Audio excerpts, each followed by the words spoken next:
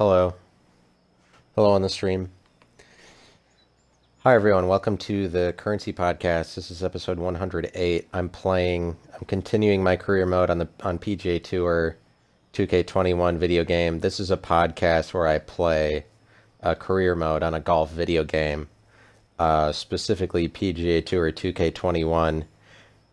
I'm in the last event of the lesser tour that I'm playing on that once I get past this tour, I can play on the PGA Tour, and so I, of course, am endlessly thrilled about that, and very, very work up my enthusiasm about it, and so, but anyway, if I finish in the top 25 point standings for this tour, then I get to make it to the PGA Tour, and so that's what I am trying to do. I'm about to do it. Once I finish this round, I'll be in the PGA Tour, and so then that'll make the viewing experience mildly more interesting. But what I'm starting to do now is put my videos onto Rumble so that I can get more visibility. I'm taking that next step. It's just like, if I put all of my videos on Rumble, they might actually get some visibility. So now I have to think about, oh shit, like what if people actually watched this podcast, you know? Not to take away from people who already watch it, because people do watch it and listen to it. You can see what kind of viewership I get on Anchor.com if I provided you a link to my page, which I can do in the description, I guess. Like, most of my views still come on the podcast through, like, Apple and Google rather than on YouTube. Yeah, so I played the 18th hole of the first round of this last tournament. It's a 2-round tournament. I'm about to play this last round. I should be able to get through the entire thing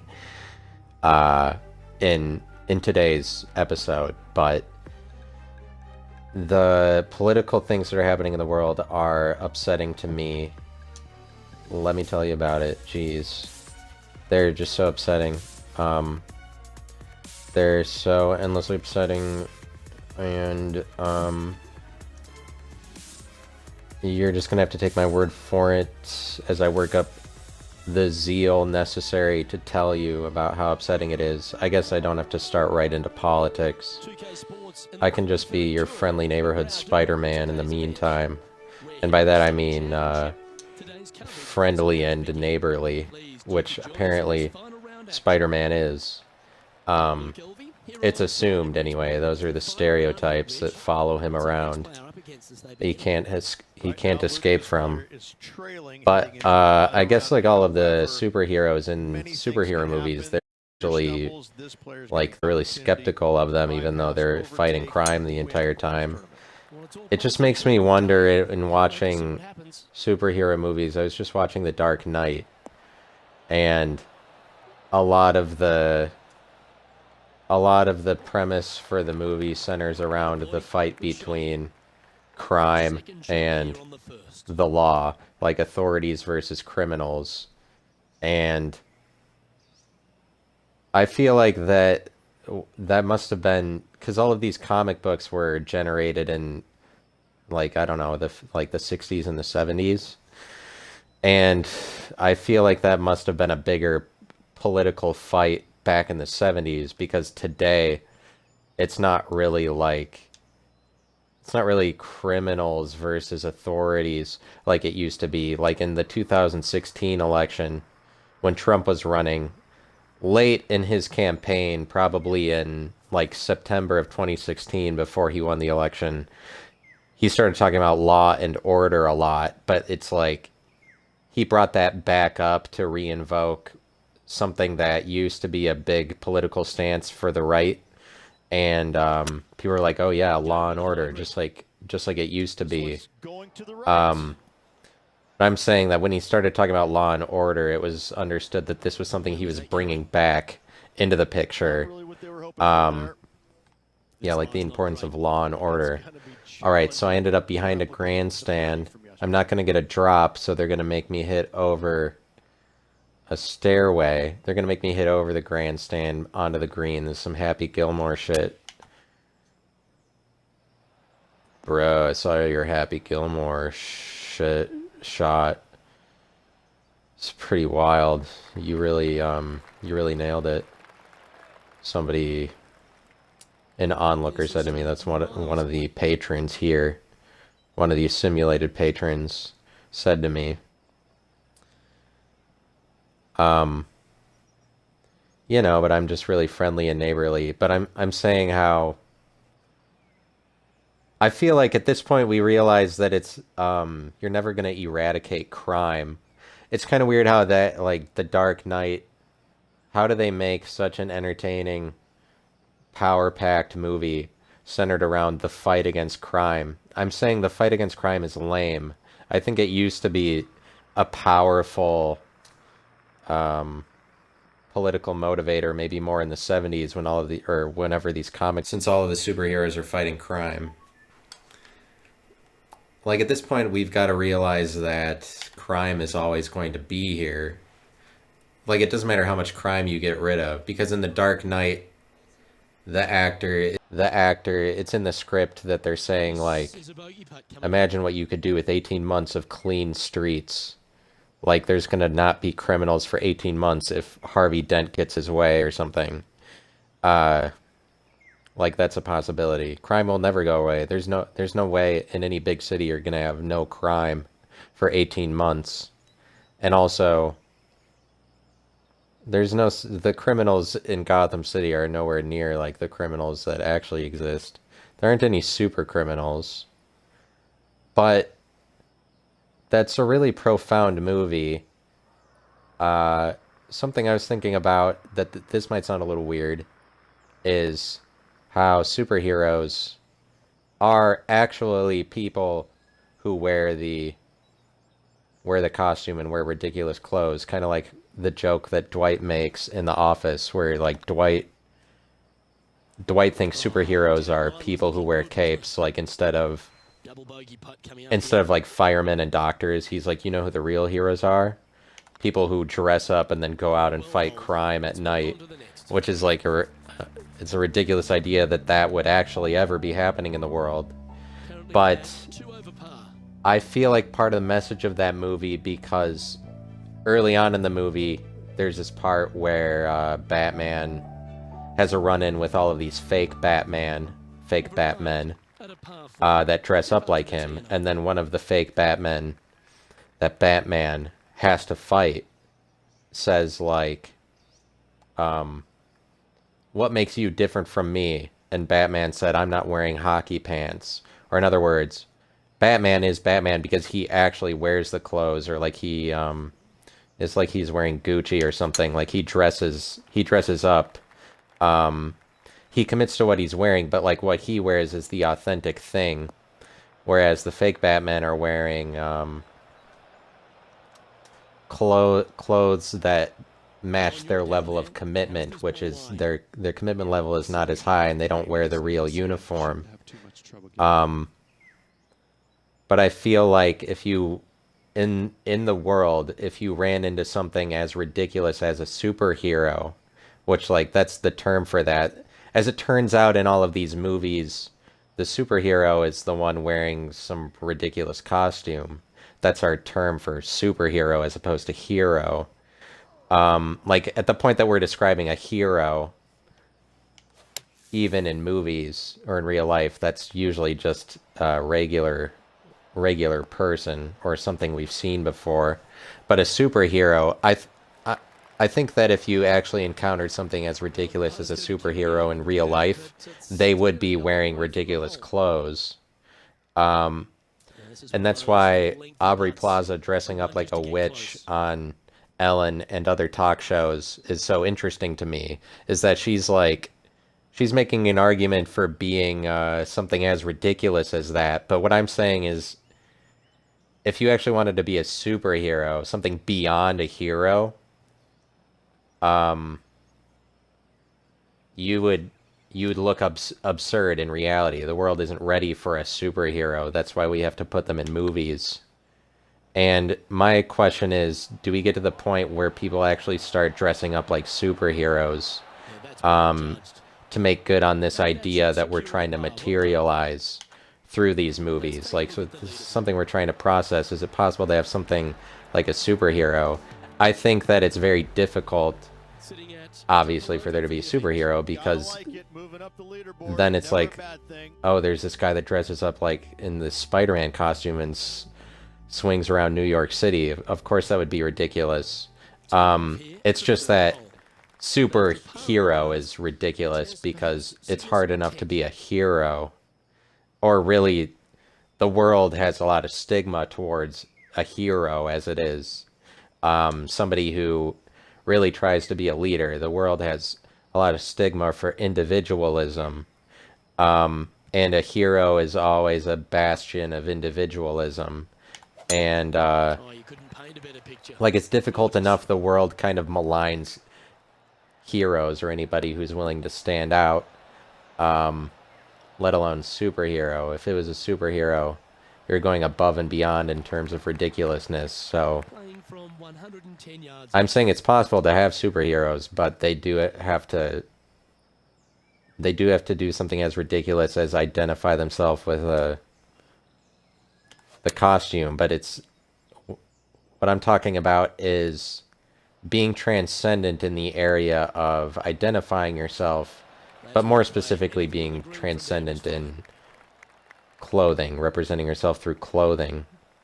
Because just look around at the clothes people wear. Everyone just wears clothes that look like everybody else's clothes. That's what you're trying to do, is you're just trying to mold yourself into the fashion that's popular generally. Most people do. And then what results is that nobody's wearing any... Like, it's kind of meaningless pretty much all of the time what clothes people are wearing. And over the last 20 years, my generation has uplifted wearing brand clothing more than generations that came before us, I believe. Where it's like everyone, well, I mean, no, not everyone. Probably just the rich kids and the like people that get the most visibility, have the most money to give themselves a platform and visibility. The people that you see the most, like on TikTok or YouTube, they're all wearing like Adidas and Nike and Champion. I guess not. It's probably not that much different that people, the poor kids probably are still not representing themselves by wearing a lot of Champion. But anyway, I think that this whole Kanye West thing it's ridiculous that people get mad at Kanye West because he is just talking about, he's not saying a lot of new things because what is the world surprised by what he's saying? I'm a little bit confused. Are they surprised that Jews are disproportionately represented in the media? Because that's definitely true. Jews are overrepresented in positions in power across the world, and especially in positions in media. That's kind of always been the knock on them. Like, that shouldn't be new or surprising to anybody. That's, like, people are already criticizing them for that. And so, but people are taking Kanye's words to say that he's just out of his mind for mentioning this, even though this is a big trend on the right, especially in the last years. Like, you kind of have to be living under a rock to miss the anti-Semitism that's been rising from the right. And in some senses, Kanye is capitalizing off of this trend as somebody who has been identifying himself to the right more and more over the last 5 or 6 years. Like, you should have noticed that people are saying this more and more, but like, the right is saying this more. It's trendier on the right to criticize Jews because it's in response to that you're not allowed to criticize Jews, and that doesn't make any sense that you're not allowed to do that because what's so great about this specific group of people? Why is this specific group of people immune from criticism? Why is it understood you're not allowed to go after them when you can judge and criticize like basically every other group of people? Why is it that we can never we're supposed to see Jews as untouchable? And so in response to this like weird mystery of why we're not allowed to criticize Jews, the right in the last few years have been criticizing the Jews ad nauseum, like on 4chan and Reddit and whatever. I mean, maybe not on Reddit, but definitely on 4chan and in secret. On 4chan and in secret, the right has been raising awareness for criticism of Jews more recently because it's like, so like I personally don't have a problem with Jews. I'm just letting you know that the right already criticizes them for holding positions of power in media, which they do. They do hold a lot of power in media. I don't really know why this is. For some reason, they're good in this field, and they're good at gaining power and like making money generally. And but for some reason, it's seen as an insult to say Jews are good at making money when it's like they are good at making money. Why are you not allowed to say that? I feel like the only reason you're not allowed to say that is imposed by Jewish people that are already in power. Like, if you're not a Jew, you have no right to get mad at somebody that Jews make a lot of money. Because if you're not Jewish, you don't need to do their bidding for them. Like, how is it that everybody in society is policing each other to make sure we don't mention that the Jews have a lot of money? Because why would that ever be an insult to anybody other than a Jew to say that? Because it's not an insult to say that a group of people is successful in society and make money. It's only Jews that would be a little sensitive about it because they want to be more the fact that they have a lot of power and money, which is always the case with anyone with power and money, is that they don't want to reveal how they got there. I mean, yeah, so I'm just saying I'll try to emphasize I don't have a problem with the Jews. They are disproportionately overrepresented in media, that's true. It's just that, but I just think that, I guess that's a quality of their people for some reason, and there's nothing wrong with that quality. But that quality is definitely there. It's interesting that some groups of people have the quality where they surface more and gain more visibility just naturally. The Jews definitely have that quality. They're very memorable. Very memorable group of people. The Bible, the most important book in the entire world through history, and the book that's made the most money through history, is a book that's centered around Jewish culture. Specifically, it's centered around the narrative and the story, a narrative and story about the origins of Jewish culture and their like founding fathers. It would be like if the most important book in the world centered around George Washington and Abraham Lincoln and American culture. But it doesn't. For some reason, the narrative and the story and the culture that the world likes the most, and I'm saying story because it appears in this book, the Bible, the story that the world likes the most, of all of the cultures that they could choose from, is the Jewish one, and that speaks to the Jews' ability to be memorable.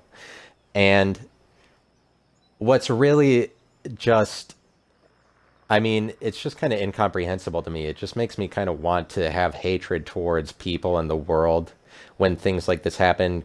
Kanye West speaks out and says black people are being oppressed by the media, which is true, because it's the media that run a bunch of stories declaring America to be racist. They run a bunch of stories. Like, the media makes a lot of money and gets high ratings off of the idea that black people are oppressed.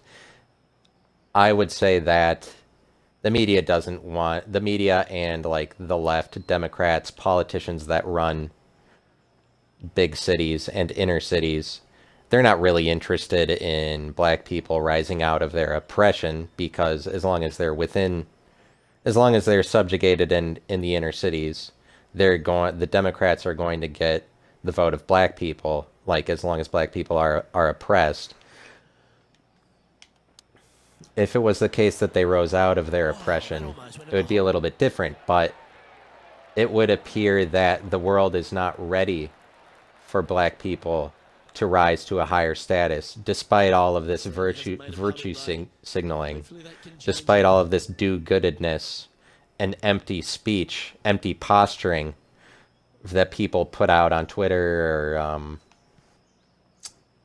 I mean, not that people put out on Twitter, but yeah, sure, people put out on Twitter, but like the media that runs stories on Twitter or whatever, like, the country is talking about the need for opening up a dialogue and, like, what are we going to do to end this systemic racism? Yet, here's example number one of why this is still a racist country and why the country in the world is not ready to give black people a platform, is because the second that Kanye West comes out and, like, and says something against the media, the media responds by trying to lambaste him out of existence. But what I'm saying is that there isn't anything new when Kanye West is talking about Jews are disproportionately overrepresented in media. That's not new. So what are people so upset about if it's just kind of like what people always say? And really what they're upset about is what the new thing about his message, because what's new about his message is the idea that black people specifically as a group have a chance to be competitive with Jews specifically as a group. And the world's reaction to this being a possibility is they can't stomach it. It's a very visceral, hateful reaction to the idea that black people would be competitive with Jews. And the Jews, who have a lot more power in the media, Jews, white people, British people, that have a lot more power in the media, like Piers Morgan, the person he did the interview with, who everybody in the world takes Piers Morgan's side for some reason. The reaction of the world and from the Jewish-controlled media is to lambaste the black guy who's trying to give a voice and a platform to black people, give them a presence at a higher level, give them more of a main stage. That's what Kanye West is trying to do. He's trying to represent his people. And this is what's new about his message, is the idea that black people would possibly be on the same stage as Jews, which they aren't now. And what's the reaction? The reaction is that hell fucking no. Jews need to continue to have the power as long as possible. We can't entertain the thought of someone like Kanye West coming in here and actually trying to represent black people on a really big stage. And that's apparently the entire world's reaction. And so it's like, enough with this do-goodedness, enough with people saying that we want to end racism, when the unanimous reaction is we want to continue to make sure people like Kanye West that want to represent black people on a bigger stage have no voice. We need to subjugate them back to where they don't have a voice. Not sure if this one will stand the short grass. And it's a little wayward. Yeah, I just feel like I'm being overheard or something, so I'm delaying speaking more passionately about it. I'm being too hesitant right now. It's just that he does the interview with Piers Morgan, and for some reason everybody in the world takes Piers Morgan's side, which is I don't know what's going on. I don't know how that is possibly ever the reaction given the two careers that these two people had. Piers Morgan versus Kanye West.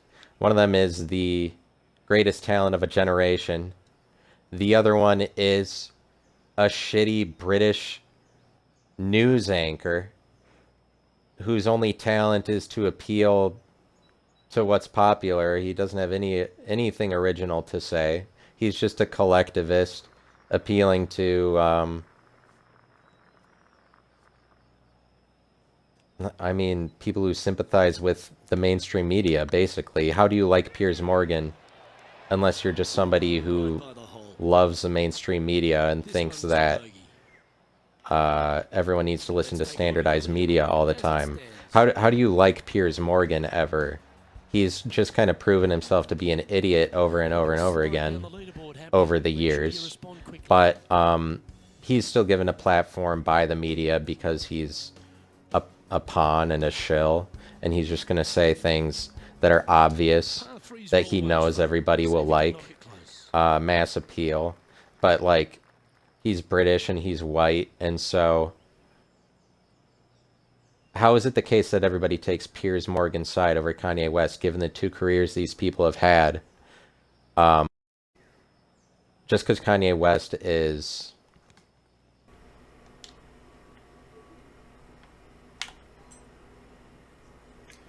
Just because he's saying some things about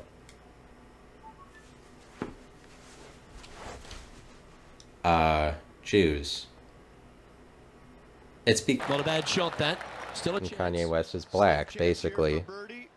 This is the reason why we, as a world, we're supposed to react by hating Kanye West. And it's weird because Joe Rogan is just as much a stooge as anybody else in this topic. I saw a clip of him responding to Andrew Schultz.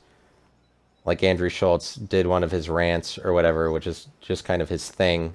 He made a joke about the wild things Kanye said.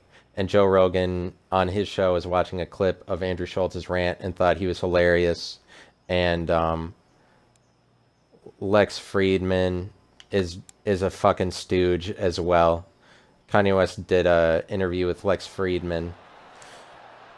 And Lex Friedman is a self-righteous prick and, like, takes this really moralistic stance, like, oh, how dare you say anything bad about Jewish people, when it's just the world is so terrified of, well, like, generally corporatized religions that have a lot of power and a lot of money, like Jews and Christians that kind of own the media and make it so that the media has to tailor to corporatized religions, or else they're not going to get any ratings whatsoever. Like, if you malign the religions that have the most power in the world, those are the people that are going to get sensitive and back out and not give you ratings. So the media always has to appeal to mass corporatized religions, like Judaism and Christianity. And mass corporatized religions don't like competition. They love to downplay the idea of competition and that competition exists in the world. Giant corporatized religions that make their money off of getting everybody on the same page. Everybody in Islam has a collectivized narrative. They all have the same narrative. They all have their story straight. That's one of the benefits of joining the religion, is you get to make your story straight in front of yourself, your relatives, and your friends, in front of everybody you know. Thing to have your story straight. It makes you current and it makes you relevant automatically, which is something you always need to do. And if you don't have very much confidence, if you don't have enough confidence in yourself, it helps to just join a religion that gives you a narrative. Part of what you're buying with your money and time in committing to a religion is the unified narrative that makes you relevant as long as you're part of the religion. And these mass religions like to downplay competition because they like to overemphasize sameness, safety, and comfort. What I'm saying is the world is both a competition and a non-competition. Like, it's different and it's the same. But these two things, these two opposing things, are overlaid with each other everywhere. You don't get to say that it's one and not the other. If you're saying it's one and not the other, you're just, I mean, you're just being biased or partisan. It's not, it isn't actually that way. But a religion like Judaism or Christianity would like to convince everybody in the world that there is no competition going on. And this is something that plays itself out just on a football Sunday in America. It's like the prevailing, just like the influence that sports has. And then that contrasts with like going to church. It's interesting how, like, if you're a football fan and you go to church, anybody who's relatively a football fan knows that watching football all day is better than going to church. But this is the contrast of the two things I'm talking about. Competition represented in the NFL, football, and then sameness represented in the church. Like lack of competition, everybody's leveled out. Competition is different statuses, and the competition plays itself out to figure out what those statuses are. But religions would like to tell you that the game has already been won, or in other words, that there is no game. Like Christianity says that there is no game because Jesus won all of it, and in a lot of senses they're right, because he's already the guy that far and away as an individual we worship the most as a world. And like if you were to point, if there was one individual we worship the most, it's Jesus. And so in some senses the game has already been won. It's just that if you were to recognize the fact that the entire world is a competition and everything is a game, this idea sits in direct contrast to what's pushed by religions. And it's more in contrast to a religion the bigger that the religion is. The smaller that the religion is, that's the more that it is like an alternative narrative, alternative belief system. The fewer people that believe in it is obviously the less power it has, and the less that that narrative is seen as a real narrative. And as I often argue, people don't get mad at you for criticizing somebody's beliefs. They get mad at you for criticizing the beliefs of a major religion, of a corporatized religion, because you can criticize the beliefs of like a medium or somebody who believes in ghosts as much as you want. You can criticize beliefs that sound stupid, like a tiny cult that only 34 people joined, because it's easy to criticize that because there aren't very many people in it. Like there's strength in numbers. There's only 25 people believing in it. You can ridicule those people all day as long as you want. And so the adage about it's such a horrible thing to criticize people's beliefs, it only ever applies to Islam or Christianity, because it's like a good idea for you to not criticize it because they have so much power. And so they could get back at you. They could harm you. Like Islam is not going to take kindly to you criticizing Muhammad. And so it's really taboo to criticize Muhammad, but you can definitely criticize like Scientology at this point, for example, because it's like an alternative religion. And so people aren't mad at Kanye because he's criticizing what people believe, and you can't do that. It's because he went after a religion that has, it's like one of the biggest religions in the world and has a ton of power. That's what you can't do. It has nothing to do with like, hey man, you really shouldn't criticize somebody's beliefs. You can definitely criticize people's beliefs. It's just certain beliefs you can't, because certain beliefs have a high population just because of popularity. And it is just the cool kids, really. That's what I'd say it is.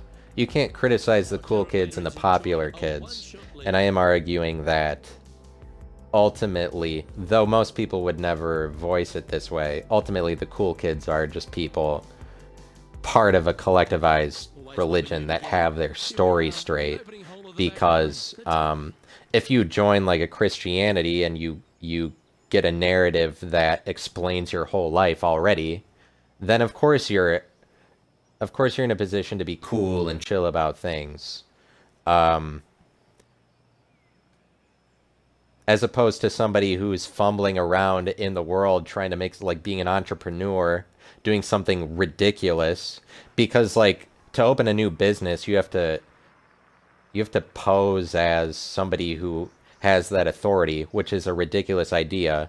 Or even if you're like somebody trying to make it in Hollywood, or like a new cast member on SNL or something. Like if you're a new cast member on SNL, it's ridiculous then even to say that you're the same as like John Belushi and Chris Farley and whatever that have gone before you. It's like you have to pose as somebody who's as talented as the people who have gone before you. And so it's like it's a lot more difficult to do that, to pretend you have that sort of authority when you don't. Like, pretend you have the authority of opening up a successful business, especially if you've never done that before, and then you start that. It's so much more difficult to do that, try to create your own narrative, rather than just have your story straight for you. And it's a lot less chill to make a lot of mistakes on your way to becoming successful in creating your own story and narrative. That's not very chill. It's spazzy and it's scary. It's a lot more chill to know why you're here, and then it just puts you in a position to be above other people. And coincidentally, even though I wouldn't say it's a coincidence, corporatized religions make a ton of money, and they offer a lot of safety and comfort, and people who have safety and comfort are chill. People who are struggling for money are more spazzes, but and they get made fun of more. Rich people make fun of poor people. That's what you see with Jews versus blacks. But what I'm saying is we have this unique new position that's being presented right in front of our eyes, which is the idea of black people competing against Jews. This doesn't get, like, all of this talk about opening up a dialogue to end systemic racism. This is right down Main Street in that area. Perfect. Like, what a great response. What a great example that we now have as somebody opening up a dialogue. What about the idea that people are oppressed by Jews specifically, rather than some ambiguous nothing, like ambiguous mob that doesn't have a face or a voice? Kanye West is taking the risk of saying there is a face and a voice to this. It's this other specific culture. But he gets shot down for it by the entire world. I can't really explain why, besides that it seems to be this racist thing where people don't really like the idea.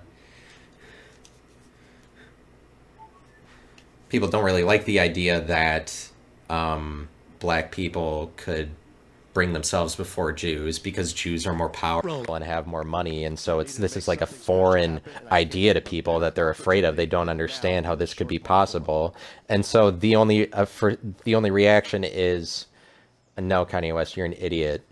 You don't get to say those things. And it just has to do with a world that's terrified of recognizing the truth of competition, where competition is suppressed, race is suppressed, different races. It has to do with the idea that different races are different walks of life. Are we really willing to recognize that there are different cultures? Apparently not. Apparently we are not allowed to recognize that it's a race or something, that it's a competition.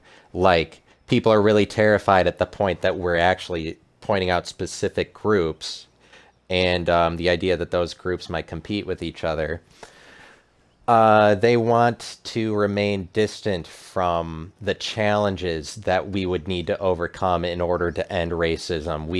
The world is terrified of those challenges, and that's why they shoot down Kanye West. For bringing up the fact that, Jews have a lot more power and they dictate a lot of the stories in media that, about black people being oppressed, but it's like, the media makes a lot of money off of the idea that America is racist, selling this idea to America, reinvigorating the masses to believe in the idea that white people are suppressing black people. If this is what we believe to be true, it will continue to be that way.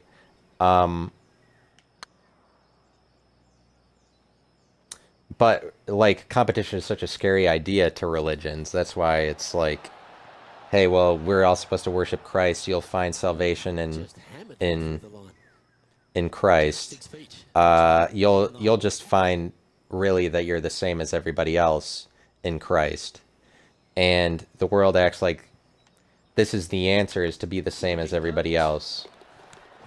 When it's like, acting like we're all the same and only emphasizing that side of the story is especially not going to change anything. It's going to make everything be the same. If you want everything to be the same, rather than recognize differences, there are different cultures competing against each other.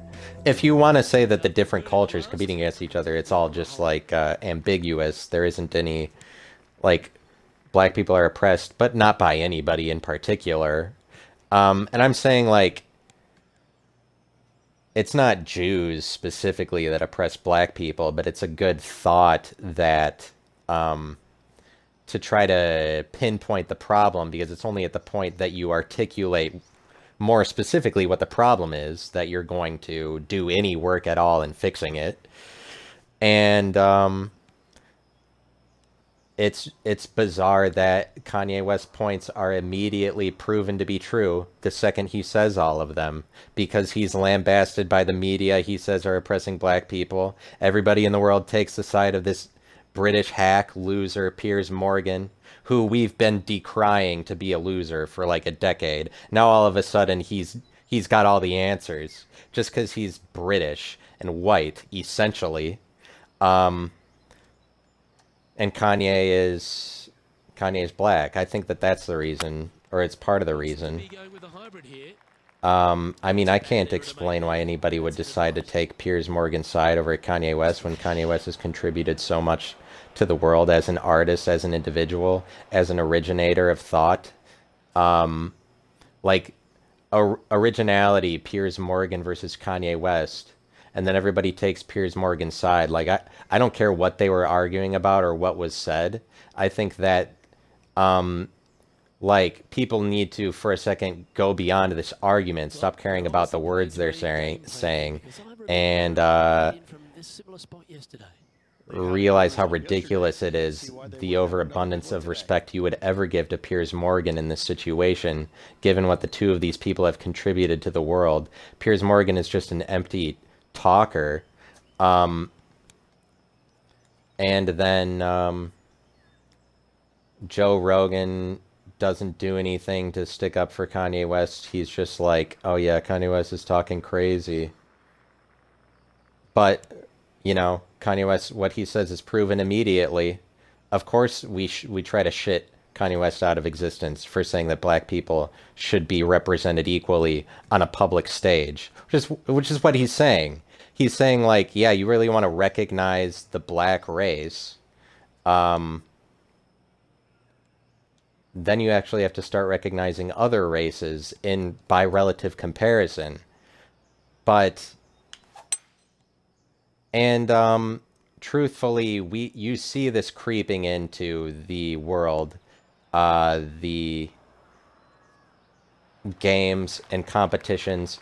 Gaming is becoming a bigger deal. Like, it's creeping into the world. Even the NFL taking people's attention away from worshiping at church on Sunday.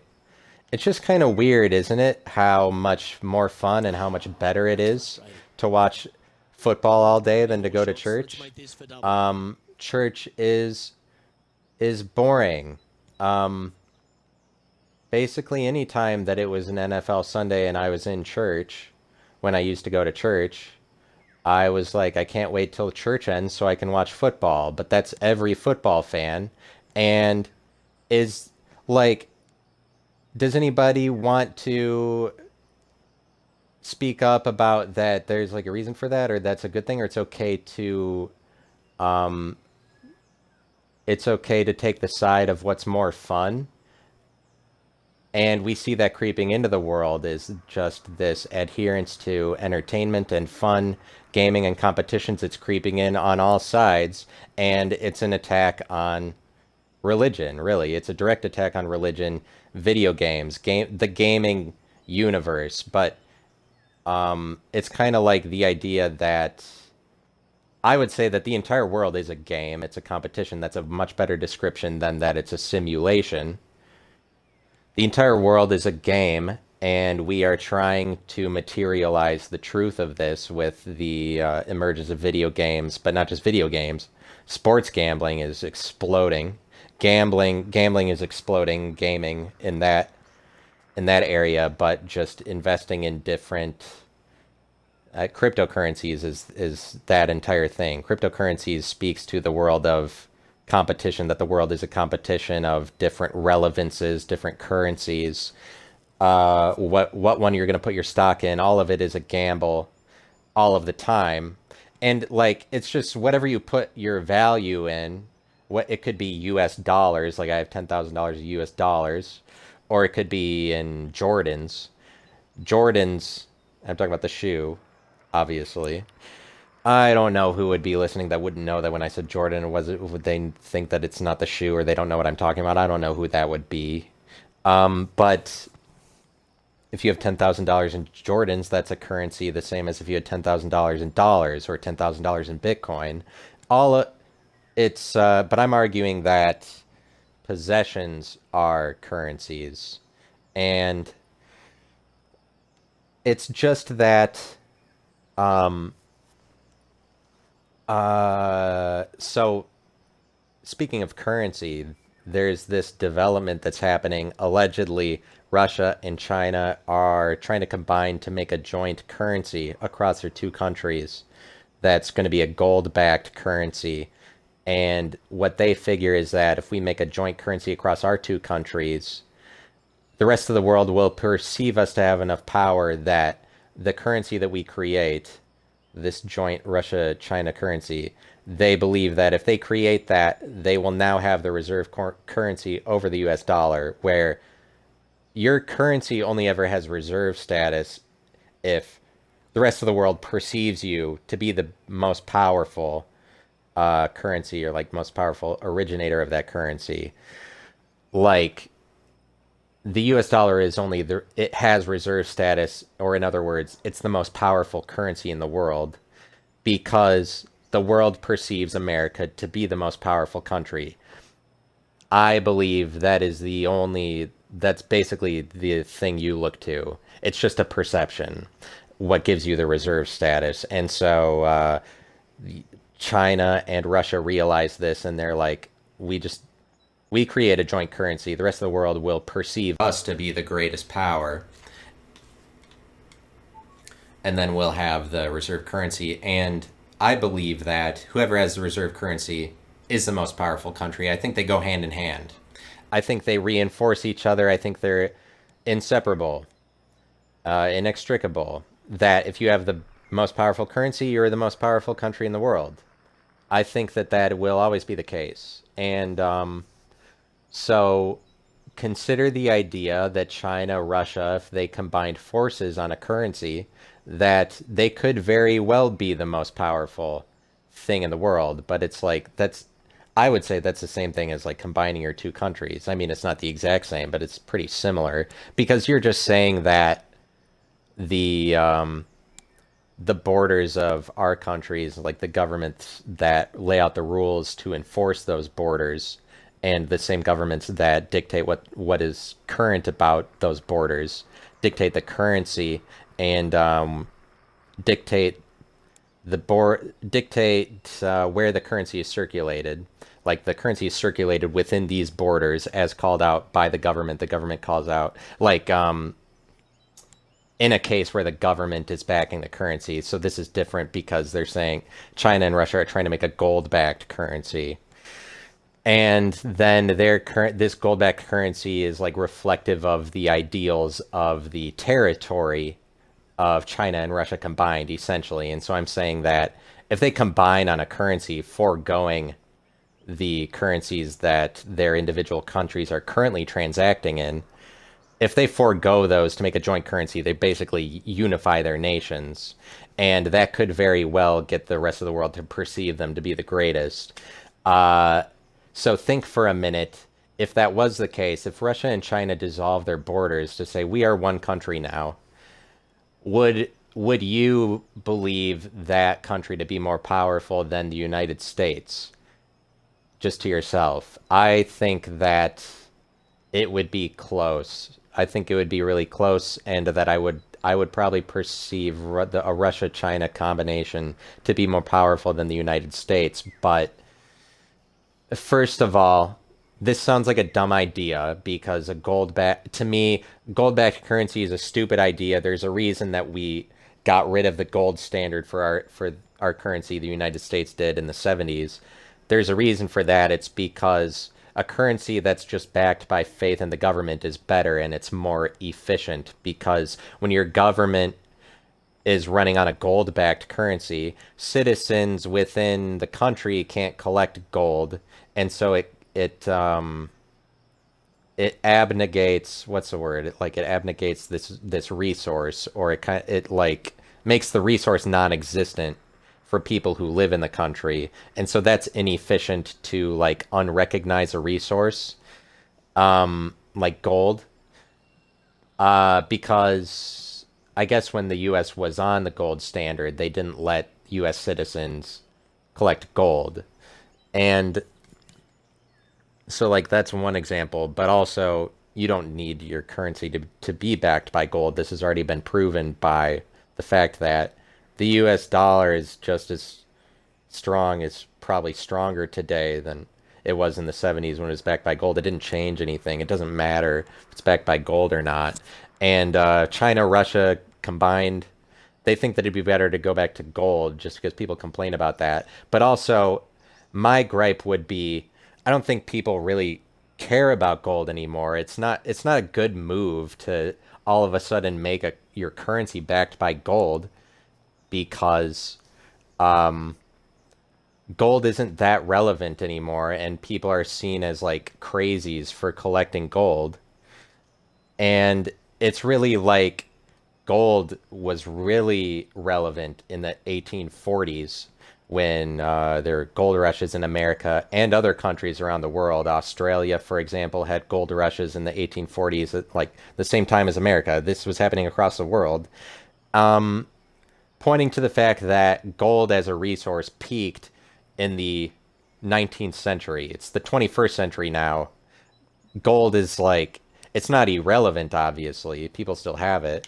But I think it already peaked. Like, it's just that it's not like the future of gold is looking bright. There's not going to be a time where gold is more important in the future than it was in the 1840s, I don't think. It's not necessarily on its way out. It's just that it's kind of antiquated to go back to that at this point. I guess Russia and China think that's a good idea just because a lot of idiots in America complain about that we need to go back to the gold standard. It's something terrible happened when we decided to back it by faith in the government. It makes no difference. It's better this way. It makes the currency more powerful because it's more secretive, just to say that the currency has power because of the secrecy and intelligence of the US government. Who could ever sort out the secrets of the US government? Basically nobody. That's a great mystery to to back your currency off of. It's the mystery secrets that exist beyond the walls of the U.S. government. That's as good as you can do, really. That's why it is the most powerful currency, is because the intelligence that people see in the U.S. government is better than the intelligence of any other government in the world, basically. But I'm saying that currency. I was trying to talk about how possessions are currency, and it's really like paper money is having paper is kind of lame form of being current as an individual. And I'll probably bring up this point. I'll save this point for the next podcast, because though I can talk for hours on end, I only have so many like good points, really. And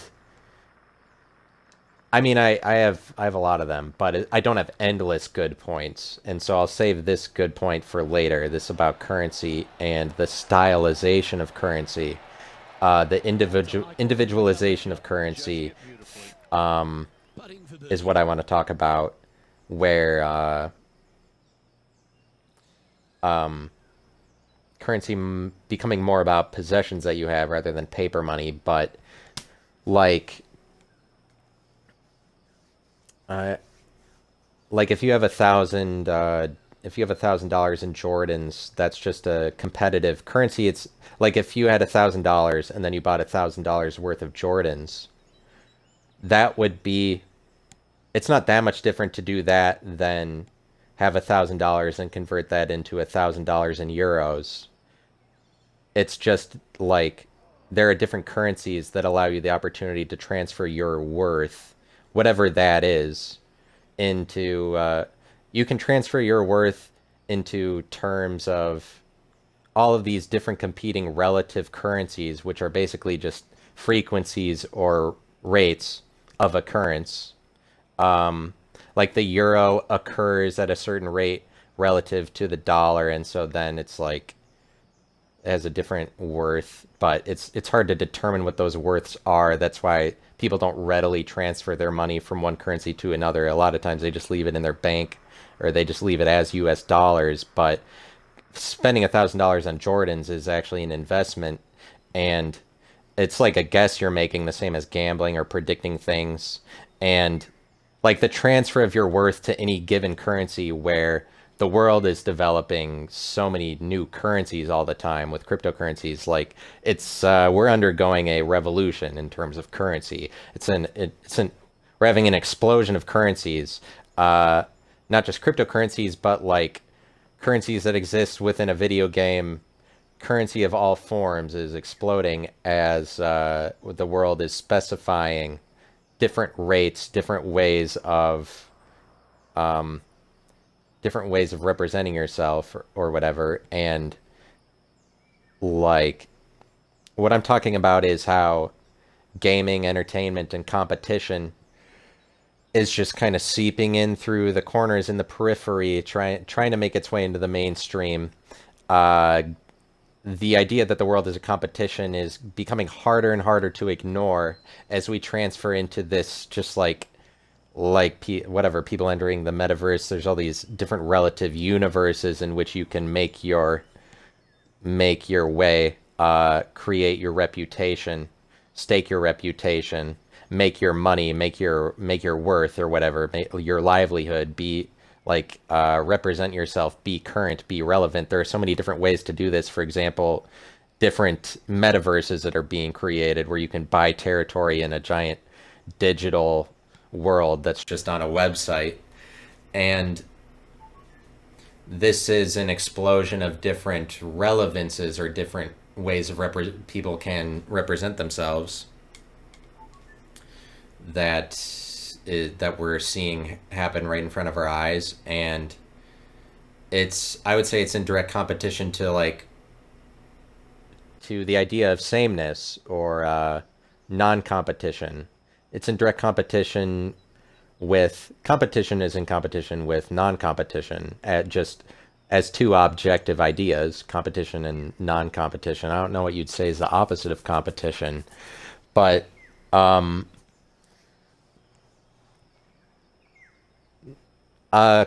corporatized religion where everybody in Christianity, they're like, we have the same narrative. Jesus died and rose again, and this is why we're hot. This is why I'm hot. I'm hot because I'm fly. You ain't because you don't believe Jesus died on the cross for your sins. You know, if everybody in Christianity has the same religion, that makes them all the same. It like they don't like the idea that there are competing forces to Jesus, or there is like what life is, the meaning of life. Different, like if there's alternative arguments and a lot of them floating around for what is the meaning of life actually, as opposed to like you join Islam and now you know what the meaning of life is, certainly. If there's a lot of different ways you could view what the meaning of life is, this is what competition is.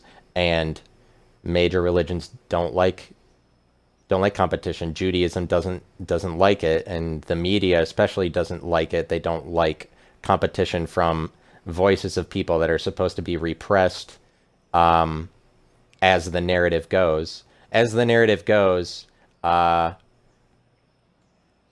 it's not supposed to be competitive like that. And it's supposed to be equality across all of the races. Or in other words, the race, which it is a word for competition, or a race, like one that you run. It is a word for how all of the different ethnicities are like in a giant race. The leftist media would like to convince you that the race is not so much a race, but an equal... Let's just pretend that it's all equal across the board, and if anybody raises a fuss about that, actually, it's a competitive thing. There are differences between different people. Individualism should be promoted as opposed to collectivism. If anybody raises a fuss about the fight of things, the competition, we'll just make sure they're lambasted out of existence, that they don't have a voice, because we'll convince the entire world that being progressive means being socialist and saying that we're all in this together, we're all on the same team, because community is always good. And I heard this on a commercial the other day, where they said, like, because commercials are always talking about communities. I mean, the local news too is always talking about communities, like the media. They're just like, oh, communities are really great. But this one commercial said, like, communities are better when they try to help each other out, or something. Like, what communities need to do is try to help each other out. And that is completely illogical, because a community is a community because it's separate from another community. If it's two communities, they don't exist to help each other out. If you want to say those two communities help each other out, you have to go to a higher level of classification or identity to say, like, the state that those two communities both exist in, or the country. Like, for example, when Hurricane Harvey hits Houston, and then they run these commercials of J.J. Watt on a boat in the flooded streets of Houston, whatever he's doing, like cleaning up debris. And they run this commercial nationwide and say, like, give money to the community of Houston because they're Houston. When it's like, I don't live in that community, and especially if you're going to emphasize this to be a community, you're talking about the commune that is Houston specifically, and you're emphasizing how they are separate, an entity from the community I live in. But what I'm saying is, if it's one community and then another one, this is competition. Two separate communities don't help each other out. They're not supposed to. They compete with each other if there are dividing lines where you say, there's this one community over here, this different one over here. It's counterintuitive. It's illogical to say, like, what these two separate communities are not joined as one. That's why they're different from each other. So it's like, you don't get to throw the word community out there. It's just to say that, hey, do the right thing. We're all on the same page here. We're not all on the same page. And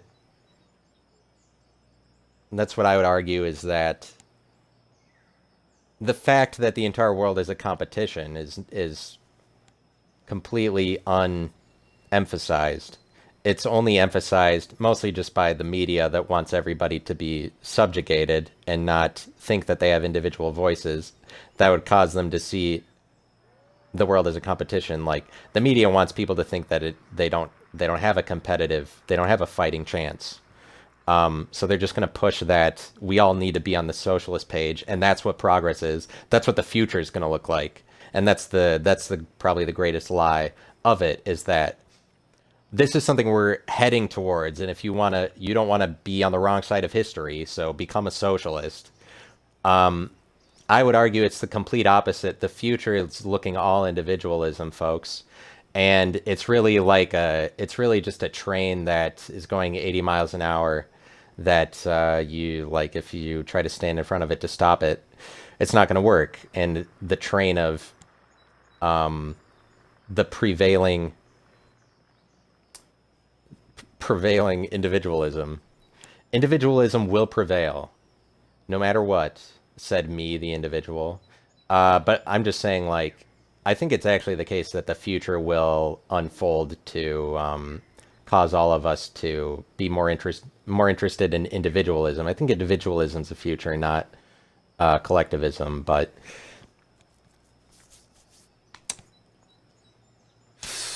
there you go.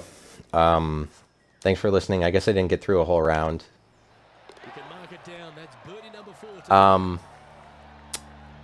But yes, I will continue to make more episodes. Possibly I will end the Currency Podcast with a finite number of episodes at some point, or I'll take a hiatus or something like that. But I will, for the near future, I'll continue to make more of these episodes. Thanks for listening, and I'm putting my videos on Rumble. I don't know if I mentioned that at the beginning or not. I'm starting to put my videos on Rumble, so you can follow me there. I'll put the link to my Rumble page. Rumble is just like an alt-right YouTube or whatever, so probably the place I should be.